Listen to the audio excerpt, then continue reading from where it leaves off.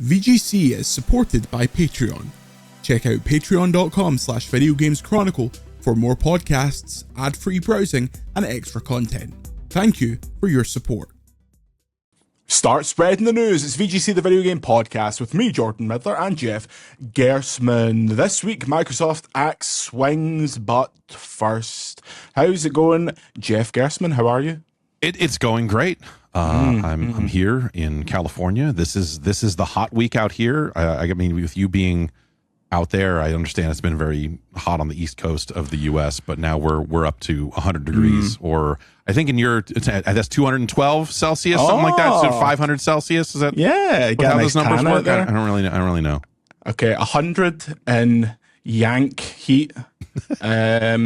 Is what, and so it's like 31 C here. So every time I leave my hotel, there's just this wall of sweat that hits me, which is really nice. Yeah. But American heat, man, it's at least you guys know what you're doing vis-a-vis air conditioning. When I walk into a 7-Eleven and it's like I'm in a freezer now, that is great. Don't get that back home. So it's not been I didn't get so that fun. up when I was in Northern California. No one had air conditioning up there, and because it wasn't as hot as often as it is now that I'm in Southern California, it sucks all the time. So yeah, I think that's how the song goes. It always sucks in Southern California. Exactly. But yeah, now I just need to get solar power so that I don't have to pay so much money to keep the air conditioning running all the time. You get solar power, and that runs the graphics cards, which mine crypto, and then that pays for the solar energy, so it's self-sufficient. It all sort of works.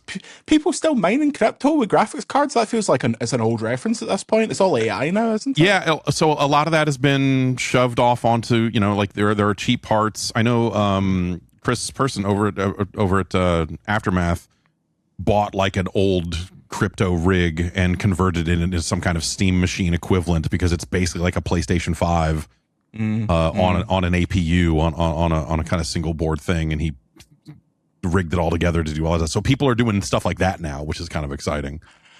I never understood how graphics cards turned into crypto, and I still don't really understand how they turned into AI, and I think that's better for the old brain up here. It's all math. If anyone asks you anything about anything, just like, it's all numbers anyway. Oh yeah, and then wave your hand like this. Yeah, it's all numbers anyway. I don't want to bother you with it. I obviously know, and Yeah. you obviously know, but I don't want to bother you with having to talk about this. Exactly.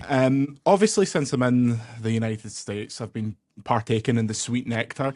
Mostly the America cans of Zero, which are very nice, very nice. But I also picked up, specifically for this podcast, C4 Serial Killer. Nice. Which 200 milligrams of caffeine, zero sugar. It has Fruit Loops, I think, around the rim here. Usually a safe bet. Yeah. I'm going to be so serious. If I taste this and it tastes like milky cereal milk, I'm going to do a sick all over this camera. So, but this science must be done. You said this was a new drop. You haven't seen this around your parts? I have not. So as last time we spoke on the VGC podcast, I fucking broke my heart. Yeah. So now I am also proud to report. I'm back, baby. This is the first. On. This is the very first one. I've had this in I want to start with something small that is not going to kill me, because you can't go right back to the dose that you were on. That's how they get you. So a Rockstar Pure Zero Fruit Punch, number one on the list. Yeah. Nothing too crazy in it. It's not like pre-workout like some of these Ghosts and C4s are. It's just a nice little something. And I went to the doctor earlier this week, and they were just like, "Yeah, you're doing great." I'm like, "Awesome." So it had nothing to do. It had nothing to do with the energy drinks. Turns out the last time I went to see the doctor, it was the day that the mountain between me and the doctor was on fire, and so I showed up a little stressed out, and so my blood pressure was a little stressed out. Doctor's wrong once again. Exactly. So here we cheers. go. Chin chin. Oh, I am reborn. Oh my God, that is exactly what I feared it would be. It's milky? Yeah. Oh, wow. It's like it's almost kind of got like a donutty kind of flavor to it. Like if you were to do like a donut flavored energy, like a strawberry cream donut energy drink. And then it's completely clear, which that's how C4 runs. Completely clear. Like you don't need to know. It was like, we're not even going to try to fool you. It's really, because energy should taste this good, according to our friends over at C4. No, that's not one for me. I was never someone who, once they finished cereal, was inclined to like tip the bowl up onto my head and drink all the cereal milk. Similarly, the Nesquik like straws that were like straws with cereal in them, and you went into milk and it was like, it's like chocolate milk. I always found that conceptually abhorrent. So for Sam, our VGC historian, that's 1 star. That's down there with that. What was the name of that game Platinum made that was terrible? Vanquish. No. What's bad? What is bad Platinum make? I mean, they made that Turtles game that was only okay.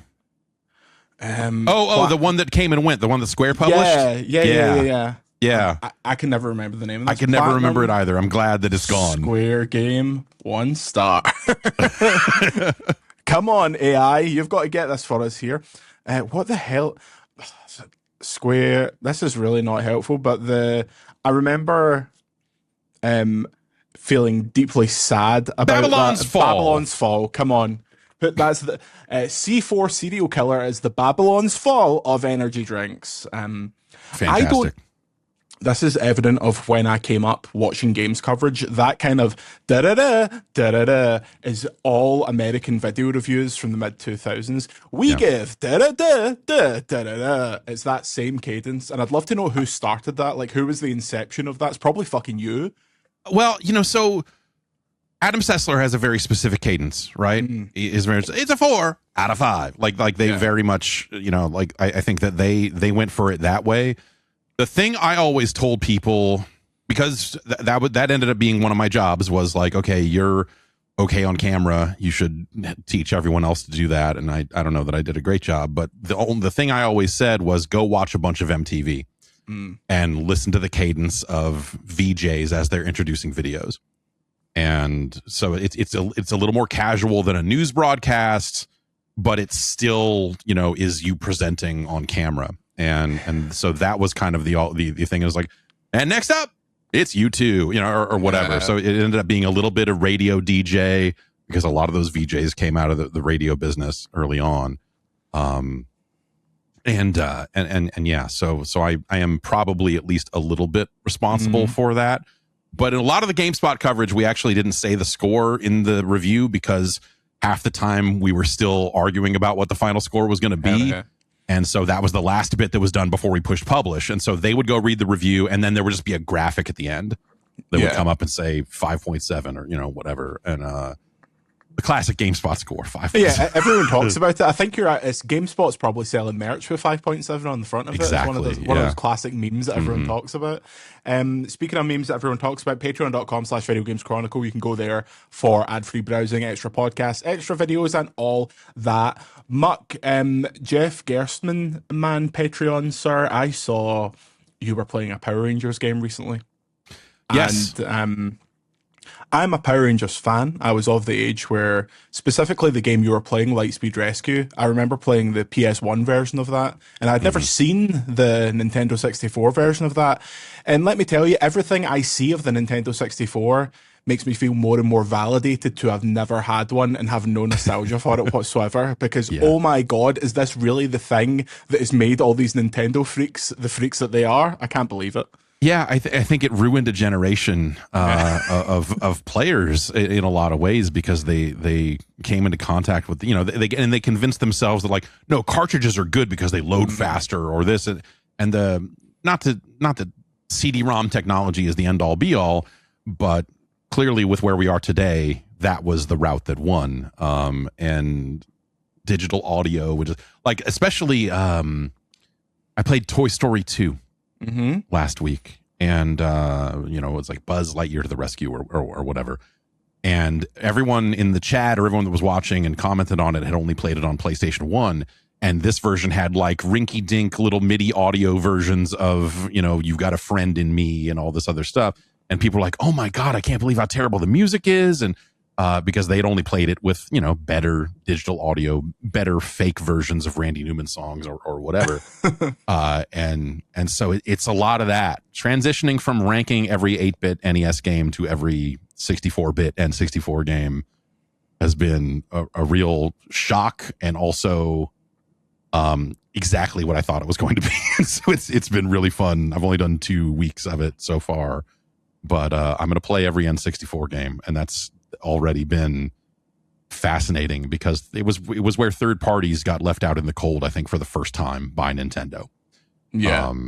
Technologically or whatever. It's like, here's this jacked up controller, and cartridges are super expensive to produce, so you're going to cut a billion corners on image quality and texture quality and audio quality just to cram everything into this cartridge. And by the way, people need to buy an external controller pack if they want to save games, or you could spend extra money on your cartridge to put a battery backup in it if you so desire. And third parties went like, well, we're not going to do that. And so, yeah. I suppose it, so obviously the disc thing is still ongoing, and you see a lot of people like freaking out that have been like, I've been a PlayStation fan since, and it starts to maybe make sense that if you grew up on the PlayStation 2, where you're like, hell yeah, look at all these games we have, look at all this technology that we'd advance it. Like PS2 was the big swinging dick. Now to like flash forward, that's like the adult that produces. So the adult that Nintendo 64 produces like runs a video game website. Right. Yeah, pretty much. I guess like maybe because I was working then, maybe that it didn't happen for me that way, but I have like 650 PlayStation 2 games. Like I had a giant bookshelf that I ended up taking all the shelves out and just stacking all the PS2 games up in it because there were so many. And it was awesome to look at, but now it's in a storage locker, and because I don't need to see that, I could put all that on a. In fact, I have fucking most set of it that on fire. We don't need any of this shit. Like it just doesn't matter. I sold something recently that I sold to fund a forthcoming holiday, and I was like, oh, I really don't want to sell this. It'll be hard to sell. The second it was out my house, I was like, this is so nice. I've got room to luxuriate here. It made me think like, do I sell everything that I own? Is that the move? But I stopped. I have 3 arcade machines behind me right now, and only one of them works. Works as a wonderful amiibo stand, though. You can't deny that. That's true. That's the one that works, though. Oh, well, we've had our japes and jives. Let's get into the end of the video game industry. Story number 1. Xbox confirms plans to cut 5 studios and thousands of jobs. This is going to be a bit of a runner, so stick with us. This was earlier this week. They announced 3,200 employees and its intention to let go of 5 studios. Double Fine, Ninja Theory, and Arcane included. Now, Double Fine and Compulsion are independent now. They got basically the sweetheart deal of we'll give you some runoff money and you can go and do whatever you want, which when this started to ruminate, I kind of thought that's what would happen for Double Fine at least, because they have a Tim, and not studios don't have a Tim to be able to like, okay, we can preserve this. So I thought that maybe that they would be one of the ones to get bought because they have a Tim. That would make them attractive to a buyer as well. But Undead Labs and Ninja Theory have been sold to mystery buyers. It's not. I've not seen it come out yet. Like no, I'm surprised it hasn't. But I think because the deals haven't closed yet. So until that happens, until it's like the ink is dry or whatever, they're not gonna get out there and say that. But Electronic Arts. There's never been a better Ubisoft. I hear everything's going great over there. It's that pirate game's good. Embracer just Lars was just out there recently saying like maybe I'll acquire more stuff. Like he had that threat out there in the marketplace. So maybe they'll be embraced. Yeah, it'll be some Saudi nonsense. And Arcane is in a bit of a different situation because of like French labor law and stuff like that. So essentially, this is part of Microsoft's big planned reset. Asha has been out there for a while saying, look, this business that I've been put in charge of, when I've actually looked at these numbers, I've gone, Jesus Christ, we are in some serious trouble here. So there was a lot of talk previously and on previous weeks of this podcast about like studio closures, and thankfully that hasn't happened. However, what has happened has been a hell of a lot of loss of talent and like generational knowledge loss. We'll chat about like Obsidian and id a bit more in the next story, but when this portion of the story dropped, what were your kind of feelings on it, and was there any part of you that expected it to be a bit more? Do you think Microsoft took the temperature of the past 2 weeks of people thinking they were going to shut down 10 studios and decided let's go a bit lighter on it, perhaps? No, this is about what I expected, because I figured that they would hopefully, they wouldn't be out there saying, hey, we're looking to find buyers for these, or that news would not have leaked out. Yeah. If they weren't serious about it. Though the thing I did here is that this process for finding buyers was like one of the most ramshackle, because they had like 10 days, some insane amount of time to try to find buyers for the studios. And when you go to sell something, people want to kick the tires on it. People want to look at the books and see, what am I actually buying here? They also need to figure out things like, what is part of the sale? Is the IP coming? Is the catalog coming? Like, am I getting the rights to every Double Fine, am I getting We Happy Few along with this? Or am I getting the rights to DMC if I buy Ninja Theory? And so figuring that stuff out, it seems like when this process started, they didn't know what the hell they were doing, which leaves me to think those people don't know what the hell that they're doing. And it's amazing in some sense that any of this happened, that any of these companies got sold or spun out or anything. When you talk about taking the temperature, the thing I wonder is if they realized, like, okay, if we were to go shut down Double Fine, we would probably have to give all of those people severance. There would be costs associated with shutting them down. Would it actually be cheaper to say, yeah, take all this stuff and we'll give you some runway, is the quote that they use. They don't, they gives them some money to go off and start their new future. I wonder if it was just this calculated thing of like, it's actually less expensive or not that much more expensive to just give them some money and say, go away, than it would be to lay all these people off and go through that. If that was like the hearts and minds part of this. Especially because, like, with the best will in the world, if what is being suggested is true, no Double Fine IP fits into this new idea of Xbox of just doing like the big massive games. Like, Double Fine make great games for people that really care about their games, but like they are a niche studio that, as you say, maybe they just worked it out that paying off Tim for him to just go and start another studio was not worth it when they could just say, okay, go ahead. The one that really surprises me is Ninja, because I was always under the impression that there was some kind of tech sharing going on with Ninja, because their tech is insane, and I always thought that they would kind of serve as a sort of like how Housemarque is to Sony, where Housemarque makes tons of tech that ends up in different PlayStation games. So even if Saros doesn't sell amazingly well, it's a critical hit, and the research that goes into that benefits Wolverine 3 or whatever. Yeah, I'm a little surprised by that one also, because you remember not that long ago there was a video they put out that was like Phil Spencer and the head of Ninja Theory, and they were talking about all this AI stuff that Ninja Theory had been experimenting with.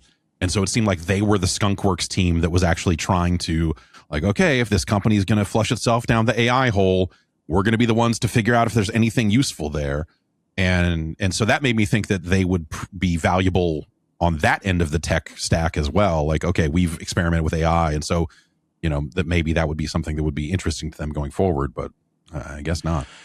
Yeah, and there was probably a realization among all those studios, as you say, of like, the Reaper is going to come, and if we can say to them, we're doing this AI thing, maybe Microsoft just hears the word AI and it's like, okay, well, we need them. These are the AI guys. They guys knows what they're doing. Like, Arcane, obviously we don't know the details of it because of the like labor laws stuff, but that is just a very strange situation, especially when they got Blade. You thought, okay, this makes sense. It's a studio everyone loves. They're clearly trying to maybe not replicate, but have the idea of like, Sony put Insomniac on Spider-Man, and it's the most money they have ever made with Insomniac. Can we do the same thing with Arcane?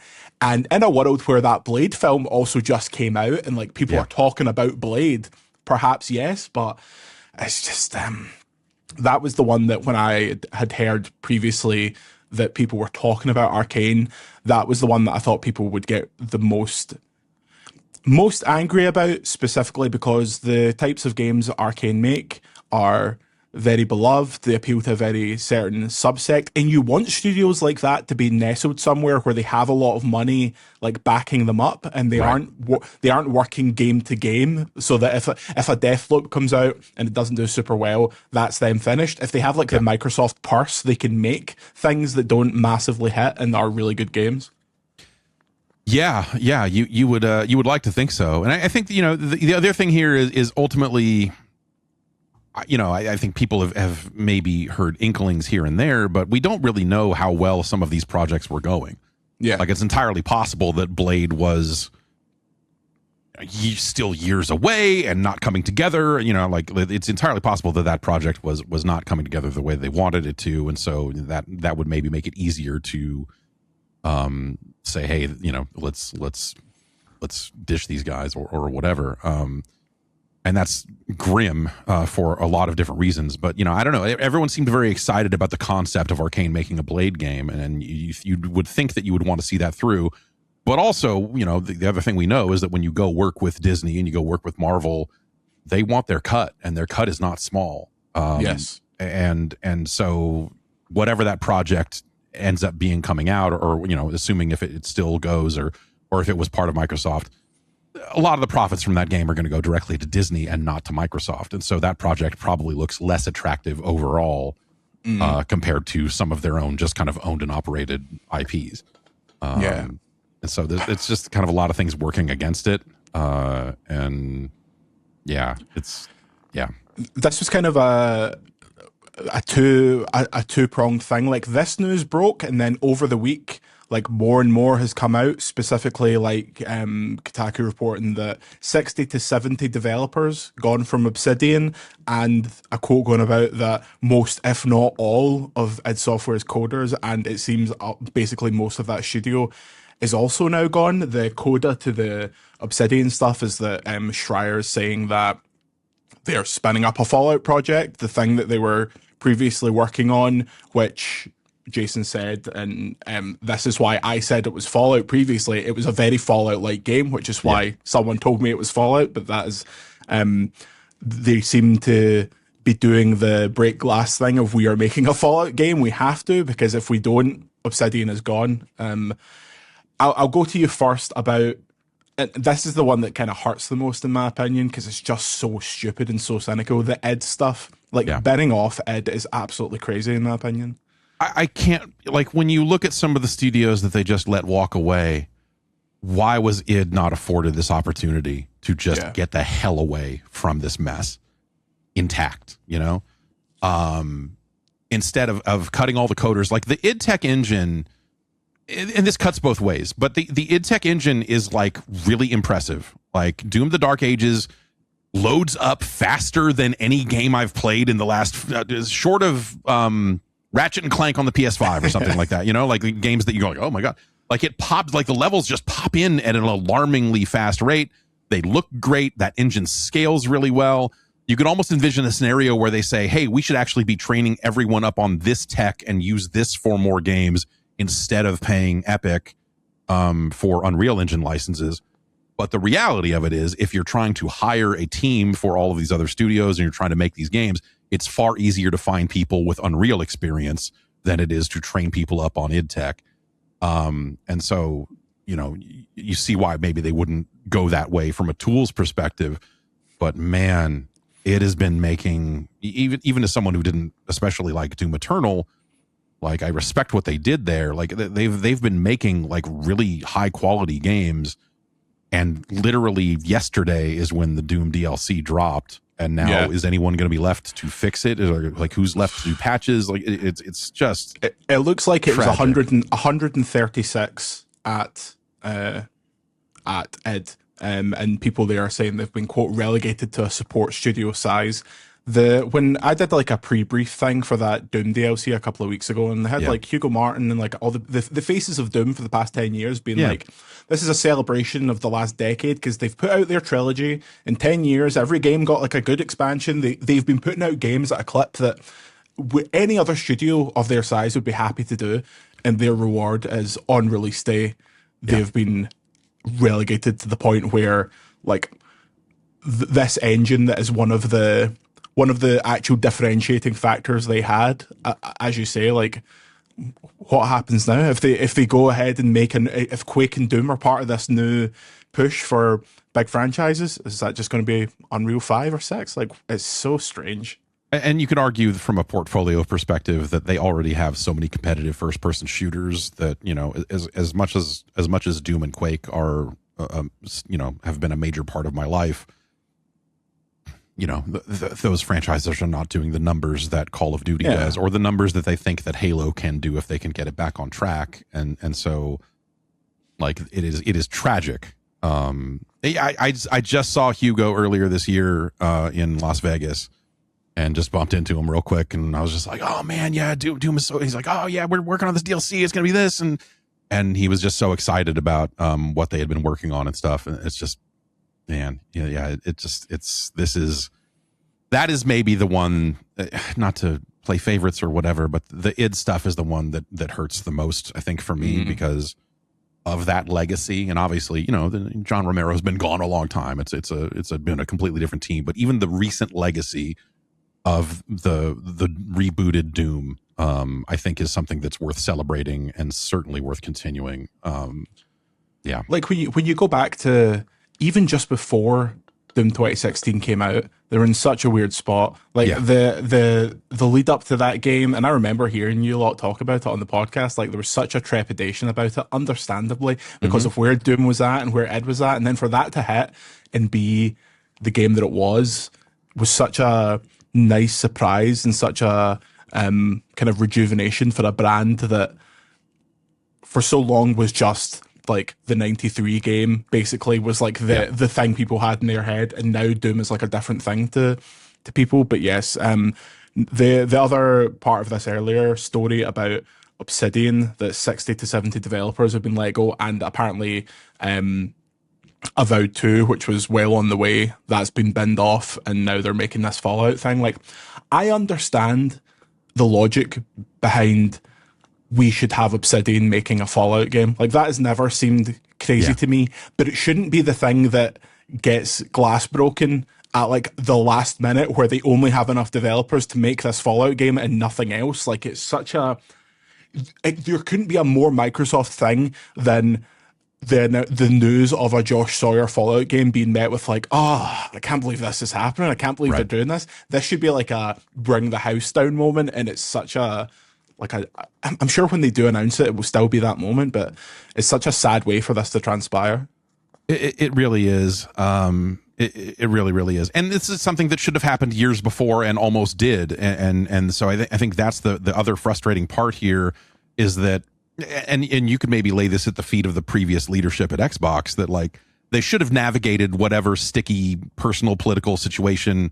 You know, the story was that BGS wanted to be the people making the next Fallout thing, and they didn't want some other company making it, even if that other company was Obsidian. And in fact, maybe because that other company was Obsidian, and because what Obsidian has done with Fallout was so beloved, I don't know, that was the story that I heard a few different times. And so the idea that like they didn't step in and go like, all right, look, let's be grown-ups here. You guys are going to spend the next billion years working on Elder Scrolls after you finish up Starfield. It only makes sense for us to have Obsidian make another thing that they would be really good at making. Let's have them do a Fallout game. Like, this should have been coming out now, not being, just a break glass, ripcord emergency kind of deal. Because now, like, when's that game out? 3 years, 2 years, 4 years? Just in time for the 8th season of the TV show. Right.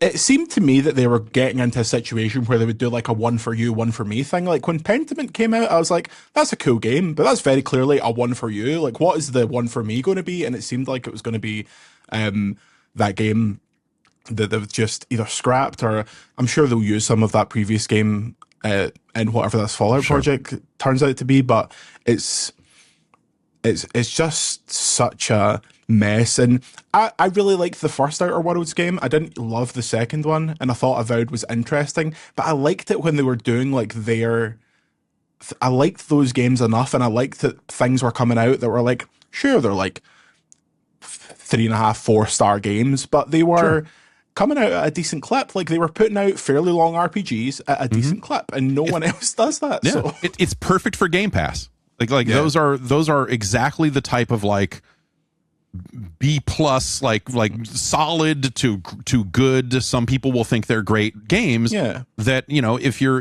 trying to like fill a subscription service with like unique and entertaining content, like those are the feel good games that you get as part of your subscription, and you go like, oh man, it's great. I might not have played Avowed because I only play Elder Scrolls and Fallout, but like now I play this other game that is actually kind of a lot like those and really enjoyed it, and I would love to see another one. And so eventually this gets to a point where like you look at all these cuts and you start to wonder like, okay, when are they going to completely alter the deal on Game Pass? And, you know, are they going to remove all the first party stuff? So far, like a lot of their strategy, when we talk about them going like hit driven or whatever, and eliminating these kind of smaller games from their slate, it really just feels like they looked at PlayStation and said, let's do that. And so I feel like the next phase in that of resetting Xbox is to again look over the fence and go like, okay, how do they structure their subscription service? Oh, that seems like it maybe is smarter than what we did. Let's do that, and maybe like, oh, we'll do a super expensive tier for people who still want those day one games, so that we don't feel like we're going back on our word, but we don't expect anyone to actually subscribe to that.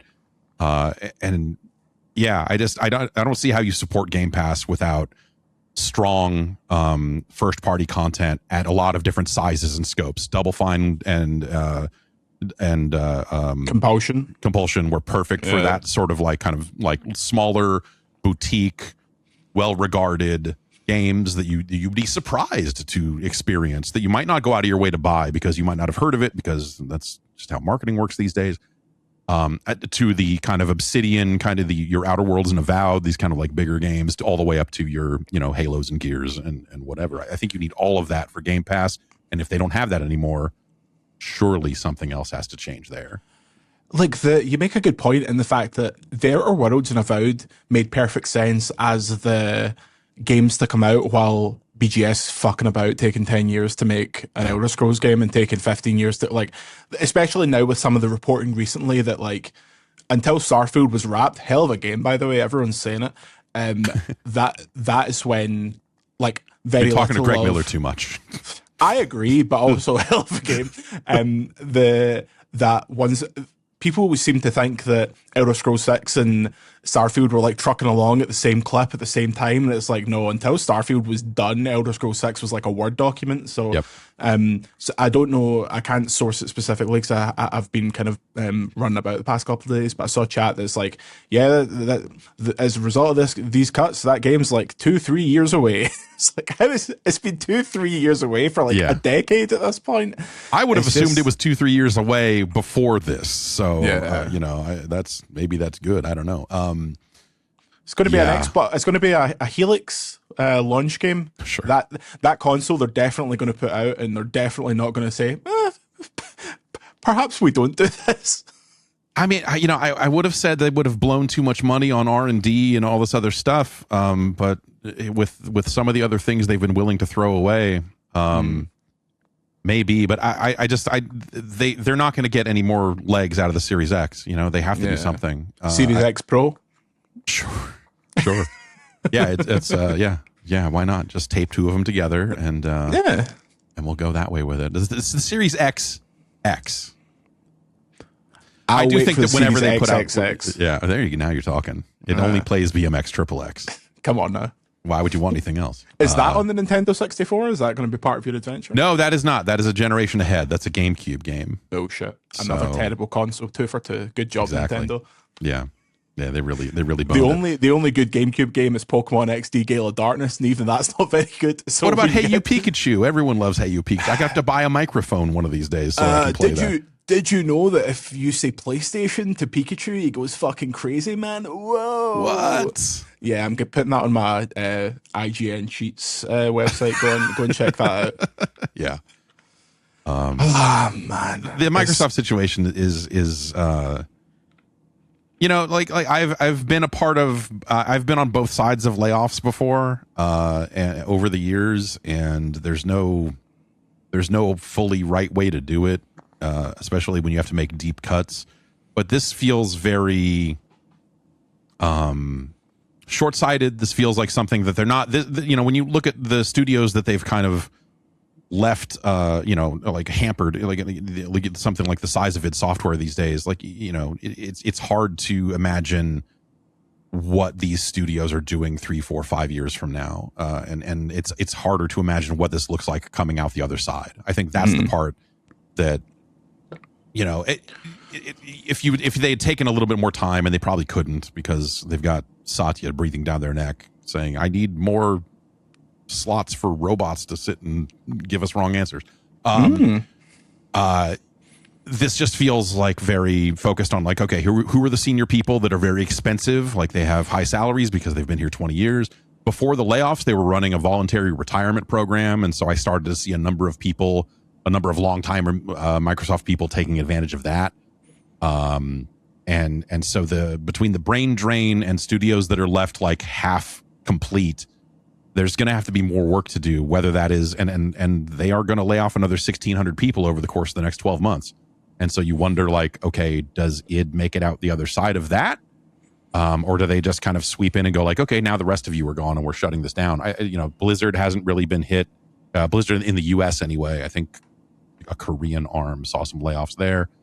But we're still going to see slower but equally as brutal cuts coming from them, and so I just don't know what this organization looks like on the other side of that, and where they really want to put their focus. But it really just seems like they made as many quick cuts as they could to as many senior level people as they could, identified some studios that were either like between games or far enough out, or making small enough games that don't really fit in whatever their plan may be going forward, and just started pulling the trigger. And it's gross. It seems like a particularly bad way to do this if you have to then at some point over the next 3 years try to get people to care about a console, try to get third parties to care about developing for your console. Yep. Like, one of the big indicators of like whether a third party wants to develop for your console is like, okay, are you supporting it really well? Do you have your own slate of games that people are going to want to buy, that make people want to buy? And is there going to be an install base for us to sell to? And they've been so bad at some of that stuff over the last few years here. I mean, I can't imagine it's getting better. So, I don't know. Well, we're going to take a break, and when we come back, we'll talk about video games. Hooray. Everybody's favorite. We'll be back after this. And we are back. Remember, you can get ad-free browsing over at patreon.com/Video Games Chronicle. Jeff, I love cubular systems. Yeah. You got a new GameCube. Yes, I have the new GameCube. Can you show me your GameCube, or is it plugged in somewhere? It's actually plugged in. I have the face plates that came with it here. It's still in box. Multiple face plates. Yeah, it comes with 2 extra face plates. When you give them all of the blood in your body and $1,500, they will send you a couple of faceplates to go with it. Yeah. Jeff, why have you spent $1,500 on a PlayStation 4? Because I had to know. It's my job to know. Yeah. And because I forgot to email Valve's, 3 months ago to say, hey, are you sending out Steam machines to anyone? So I went and entered the lottery and expensive lessons.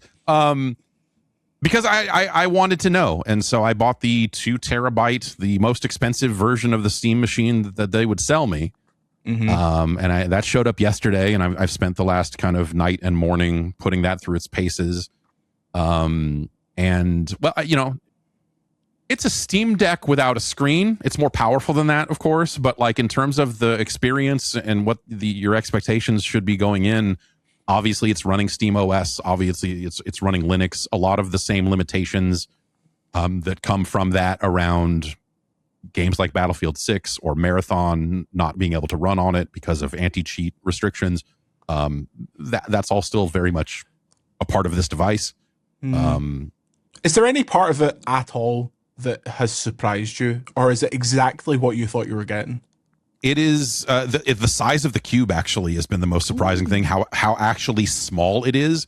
It is alarmingly tiny in a way that's like, oh my god, this is a full computer. And so that has been the biggest shock.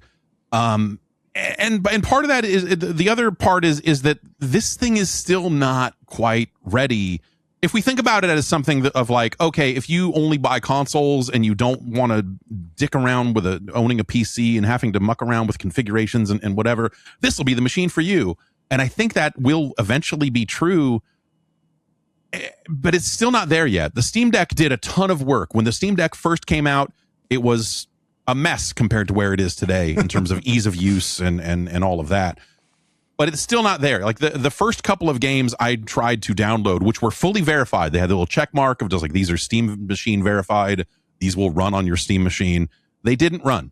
With Virtua Fighter 5, I had to go in and you have to look all this stuff up online because it's not immediately obvious what is wrong.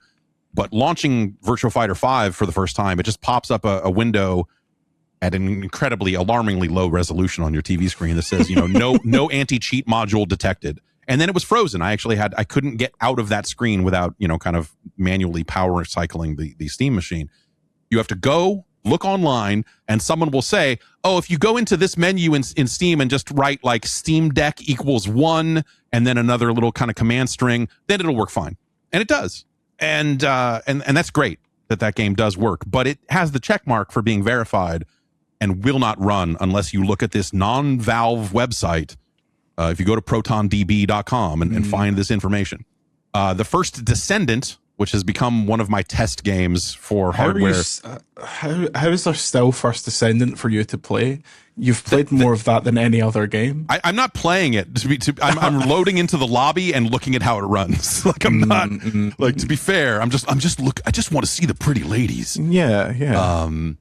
That also is Steam verified, but does not run. And for that, I had to go in and I had to go download a separate version of Proton that includes things that Valve, for like copyright reasons, can't include in their builds, called GE Proton. If you've been fucking around with this stuff for a long time, you're probably used to that on the Steam Deck. But, just for the purposes of people that didn't do that, you have to go find that, go to desktop mode and install all this stuff. And then it runs. It actually does not run very well when you can turn on FSR and it starts to look like a weird, blurry fever dream of a video game. At times, it almost looked like you were, and I'll say across the board, like this thing defaults to 1080p. And so that, and also they recommend that. When they test games for verification, they test them at 1080p. Now, the thing they had said is like, we find that in interviews, they had said that 1440p was going to be kind of the sweet spot. You can set it to 4K, but if you want an acceptable frame rate and graphical settings that aren't set all the way to low in some of these more modern games, like that's not going to be a reality for many of these games. And so a lot of times it felt like I was playing games on a Switch 2 on a big screen TV. I was just going to say, this feels like to me, so I don't buy third-party games on Switch 2 because I have a PlayStation 5 Pro and I sit in front of a massive television that I want to look nice. So I don't buy, I get Nintendo stuff on Nintendo machines. That's fine. The Steam machine for me I'm like you in the sense that I love buying random shit. I just have to know, like I will see if they announced the PlayStation VR 3, even though I've been burned twice, I would probably still get it because I want to know what it's like. But this is the least needing to know I have ever been about any piece of hardware in my life. There just doesn't seem to be anything for it for me. And I understand there's lots of people that want this thing. Fair enough. It seemed to, I mean, they've probably not made many of them, but it seemed to be pretty difficult to get your hands on. But when Shuhei Yoshida posted on Twitter his like big review, I read that and I was like, oof, that's more concise than any other review I've read of it, and it just put me off. It's keep in mind that Valve also ran smack dab into the component shortages and price increases that everyone else has, and the delay on top of this. So if this is something that had come out late last year and had been $300 or $400 cheaper than it was, and it was closer to what console pricing was at that time, I think it becomes a lot more acceptable. Because if you're, and keep in mind, like the other thing is, if you're not playing, you know, if you like, I was playing, I downloaded Borderlands 4. I was trying to think of like modern games that ran like shit on PCs. So Borderlands 4 came to mind immediately. And I downloaded Forza Horizon 6 and Doom: The Dark Ages, like games that I felt like, okay, these are games that are going to, and The First Descendant, of course, that are going to like push this thing a little bit. And the results were mixed, right? Doom runs fine. Like you see the resolution being pretty low, but like it runs well and is very playable. Borderlands crashed the first time I ran it, but that's because it couldn't handle whatever in-place patch it was trying to do on first launch. Second launch was fine. It runs fine. The resolution's a little grimy.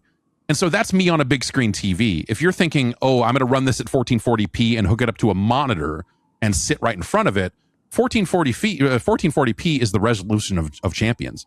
Like, it's fantastic. It's the best. And it still looks okay on a big screen TV that I'm used to seeing, you know, 4K and all this other stuff on.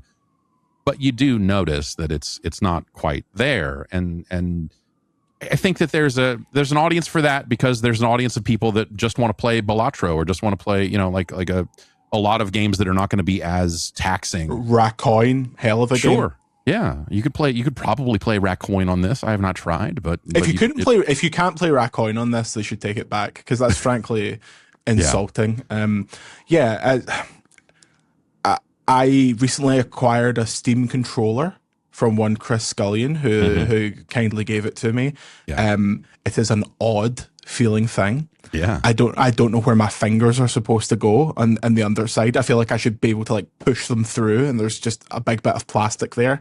But you know, it's interesting when I use it to play such PC bangers as Civilization 5 and Civilization 6. I'll be able to put it through its paces, but I'm frankly shocked that the Steam Machine even came out. There was a point where I was like, man, if they'd went into production for these things even a day later, they would probably be like, yeah, we can't ship this. We can't ship this because it would be $3,000. Right.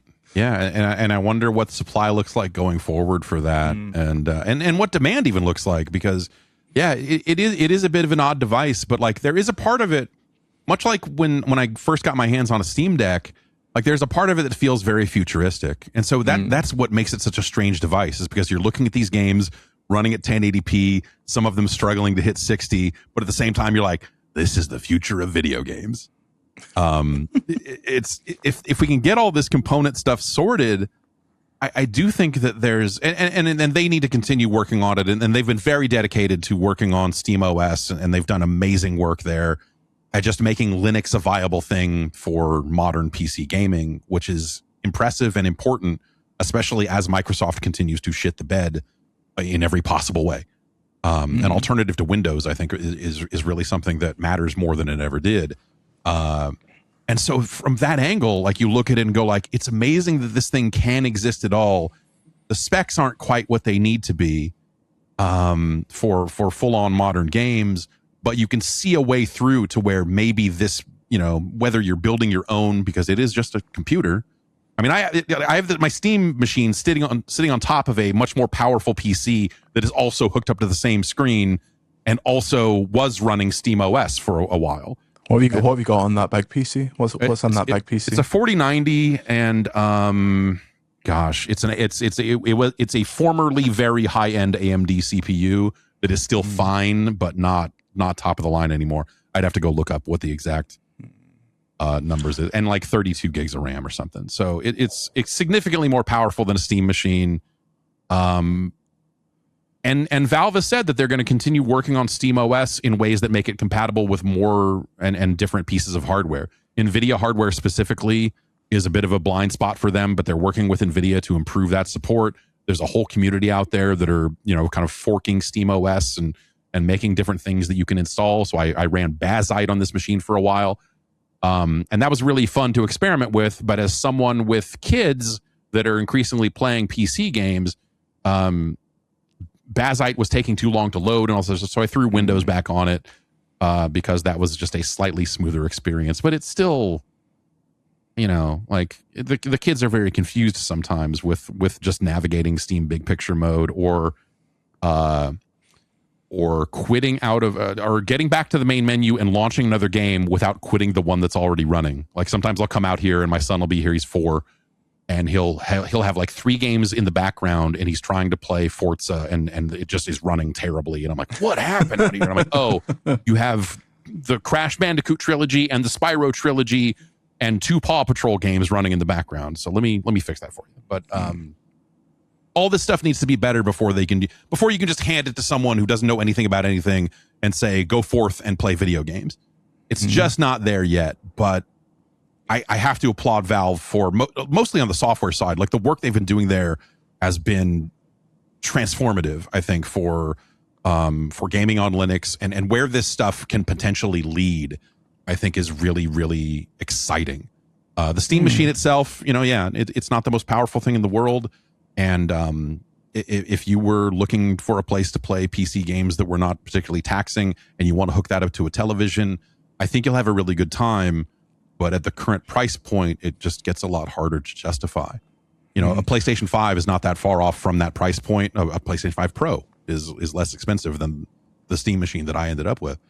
And it runs games at 4K and often at 60 frames per second. And so PS5 Pro is the best deal in gaming, a lot of people are saying. Yes, everyone is saying there's never been a better time to buy a PS5 Pro. A game that would require a big PC or a PlayStation 5 Pro to look as pretty as it does. Assassin's Creed Black Flag Resynced. We've both played. Runs really well on a Steam machine, by the way. Like scales really nicely. Yes, that's nice to hear because that is look. It's 2013's Assassin's Creed Black Flag. Maybe you've heard of it. Great game, still a great game. But the graphical kind of the graphical makeover it's had is very, very impressive. On the PS5 Pro, it has the like 40 frames a second mode, which I love when games do that. That's my preferred when they do like a 40 frames a second situation. And even when you're playing it in like the frame rate mode, it still has the like some of the ray tracing stuff. I reviewed that. It's on the site now. I really loved that game the first time around. It was like it's the game I associate most with the launch of the PS4, apart from FIFA 14, but that's a certified banger. And it was in a period of time where I felt very betrayed by Assassin's Creed 3 because I loved the Ezio games and I thought Assassin's Creed 3 was double wanking shit chips. Absolute garbage. So when 4 came out and they were like, okay, it's just a pirate game now. You're not even really an assassin. You kill an assassin in the first 5 minutes and fucking jack his shit. And then it's like, we've got a couple of towns in the game, but they're tiny and they're like spread across these massive islands. And you can do the Jack Sparrow swing onto another ship and kill the captain. Yeah. That was intoxicating at the time. And I was sneaking around killing iguanas earlier so I could craft some upgrades. It's like they Far Cry-ified Assassin's Creed. Going up to this beautiful, majestic animal with a blunderbuss and blowing its head off. Yeah. It's like, that's the Edward Kenway I know. Sorry, I needed to have more room to hold ammo, so you got one in the face. I said this in my review. There was no need to remake this game. Absolutely no need. There's other Assassin's Creed games that desperately need it before they did this. But I still really enjoyed playing it. And I think that the biggest compliment I can give them is, if you have a bad memory or you never played the original, it would be quite hard to pick out what the new missions and new stuff like that is because it all fits seamlessly. Now, that new stuff they got the original writer back to do that stuff, but even still, the only differentiation factor for me is occasionally the voice lines are of much higher quality for the new stuff.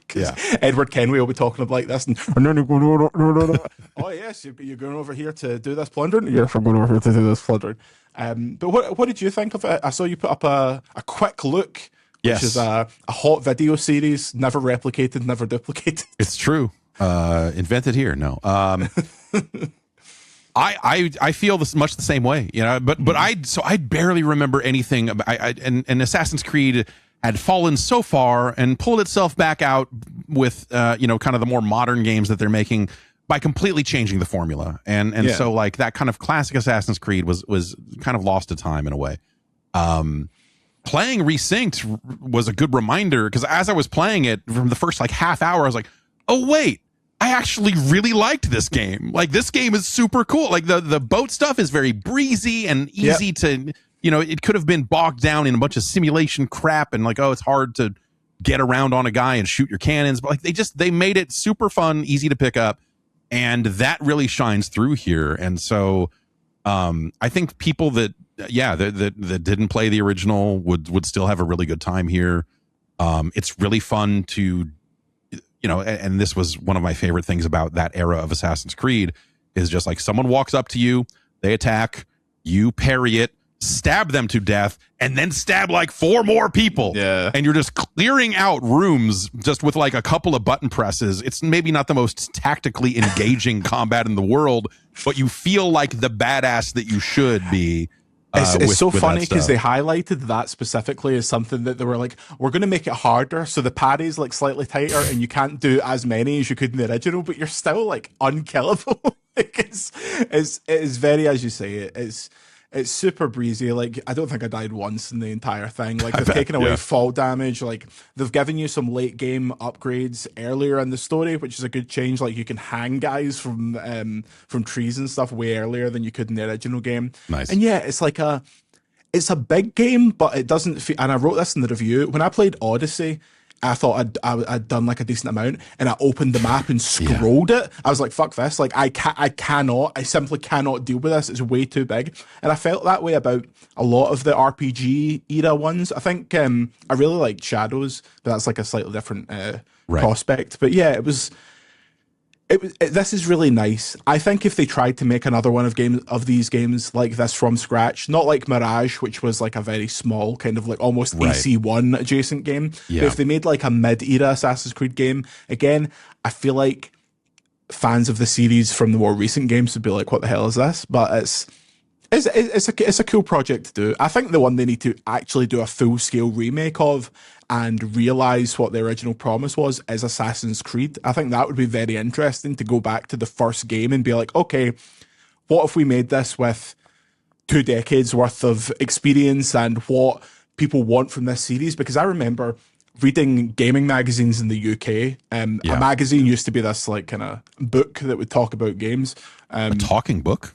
Yeah, a talking book. Weird. And if you wanted that book to say specific things about your games, best price. But the Assassin's Creed was specifically on the cover of so many PS3 magazines, and they talked about it like it was the next coming of Jesus. So when I decided that was one of my Christmas games, I was so excited for it. And when I got it, it was still cool, and doing the fucking eagle dive and stuff is intoxicating, but it wasn't the game that I thought it was going to be, and I think they could make it like that now. But yeah, AC and Ubisoft in general, you might have heard of them, weird spot. So it's I was going to say it's a nice win, but they fucking fired like 60 people today, so what is a win? Even the wins result in these types of losses these days. So it's they're like, well, we didn't fire 600 of you, we only fired 60. Take the wins where you can get it. Come on. That's of course. I mean, I would love to see them do Brotherhood again. That would be that would be one to, you know, like it to fully realize some of those mechanics. Is Brotherhood the shit Ezio one or the good Ezio one? What's the one where you're standing on roofs and going and doing the RTS? It's the good Ezio one. It's this one where you've got a posse and you're just like pointing at people and then guys are jumping out and murdering them and you're like, the one after that, Revelations was the bad one. That was bad bullshit. That was where it fell apart for them. It's I don't know what I want out of Assassin's Creed anymore, you know, because I liked Shadows quite a bit, but it's such a different thing than what that series started as, that it feels like in some ways it lost some of that original magic. And Mirage didn't really do it for me the way I'd hoped it would. You know, they build that as like, hey, we're going back and we're making them like we used to make them. You're like, oh, great, because that was an entirely different game than whatever you're making now. Not that those games are bad, they're just not. They've changed so much. But I don't know that I would want them to make more new games in the old style. And I think Shadows, as much as I liked it, I don't know that I need more of that either.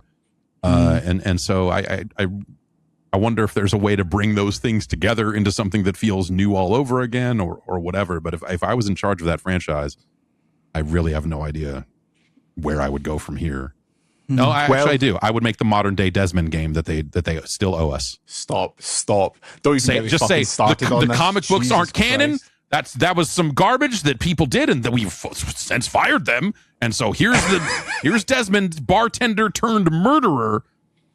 Oh, bartender turned murderer on the streets of Chicago, puts on a hat, his iconic, takes out his phone, blows up a car. We're back. It changes his name, gives a cover. I love it. Desmond Miles, mix it up to Aiden Pierce. I love it. Come on now. Let's do it. I feel bad when I say that Watch Dogs was a wasted opportunity to do that, because Watch Dogs 2 is a game that I think is really, really good. I really like 2. 1, crap, but 2 was really good. Yeah. But the fact that they so clearly had the chance to do it and they didn't.